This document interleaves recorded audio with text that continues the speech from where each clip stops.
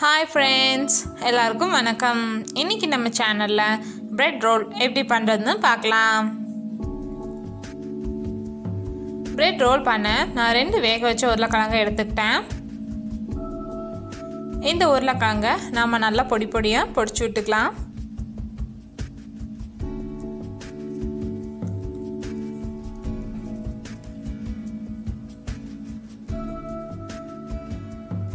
இப்போ நாம உருளைக்கிழங்கை பொடிச்சாச்சு. இப்போ ஸ்டவ் ஆன் பண்ணி அதில் ஒரு பேன் வச்சு 2 டேபிள்ஸ்பூன் எண்ணெய் சேர்த்திக்கங்க.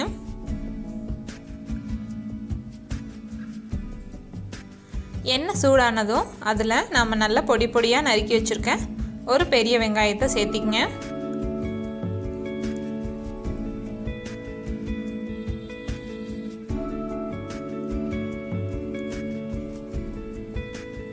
பெரிய வெங்காயத்தை நல்லா வணக்கிக்கங்க.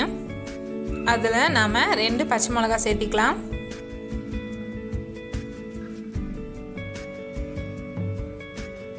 கூடவே கொஞ்சம் கருவேப்பிலையும் சேர்த்திக்கலாம்.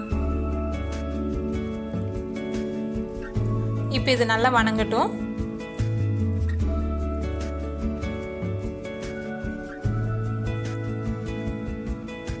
இப்போ இது நல்லா வணங்கிடுச்சு. இதில் நாம் பொடிச்சு வச்சுருக்க உருளைக்கிழங்கையும் சேர்த்திக்கலாம்.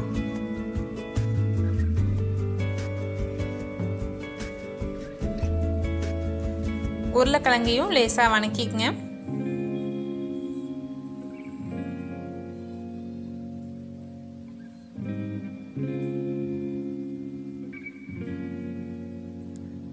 இதுக்கு இப்போ தேவையான அளவு உப்பு சேர்த்திக்கலாம். நான் 1 ஸ்பூன் உப்பு சேர்த்திருக்கேன்.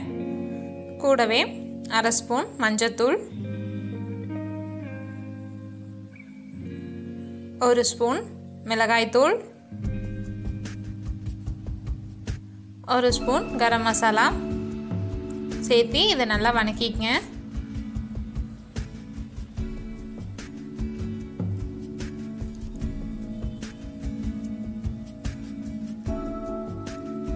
கடைசியாக கொஞ்சம் கொத்தமல்லி தலையும் நாம் இதில் சேர்த்திக்கலாம்.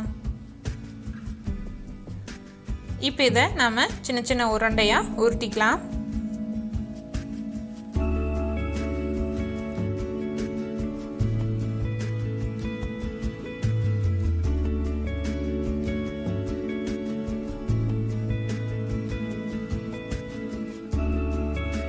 இப்போ நம்ம உருண்டையாக உருட்டியாச்சு. இப்போ ஒரு பிரெட் எடுத்து அதோட எட்ஜஸ் எல்லாம் கட் பண்ணிக்கலாம்.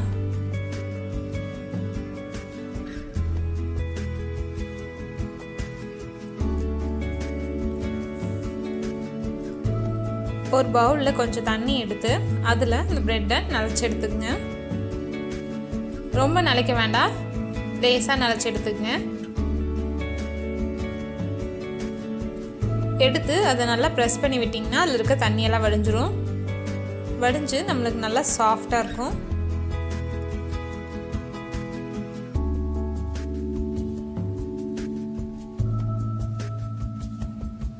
இப்போ இதில் நம்ம உருட்டி வச்சுருக்க உருளைக்கிழங்கு உருண்டையை வச்சு ரோல் பண்ணிக்கலாம்.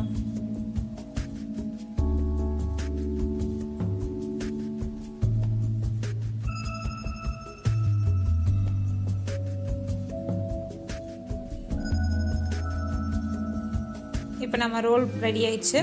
நான் ஒரு ப்ரெட்டை அரைச்சி வச்சுருக்கேன். அந்த பிரெட் க்ரம்ஸை வந்து இந்த ரோல் மேலே கொஞ்சம் தூவிக்கலாம். பிரெட் க்ரம்ஸ் படுற மாதிரி கொஞ்சம் லேசாக உருட்டி எடுத்துக்கங்க. இப்போ இதை நாம் எண்ணெயில் போட்டு பொரிச்சு எடுத்தோம்னா நம்மளோட பிரெட் ரோல் ரெடி ஆயிரும். அதுக்கு நான் ஒரு பேனில் 1 கப் ஆயிலை நல்லா ஹீட் பண்ணி வச்சுருக்கேன். அது நல்லா ஹீட் ஆனதுக்கப்புறம் இந்த பிரெட் ரோல்ஸை உள்ளே போட்டு ஃப்ரை பண்ணலாம்.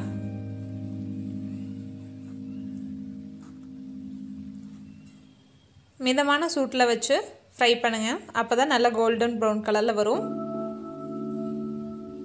இல்லைன்னா நம்மளுக்கு சீக்கிரம் கருகிரும்.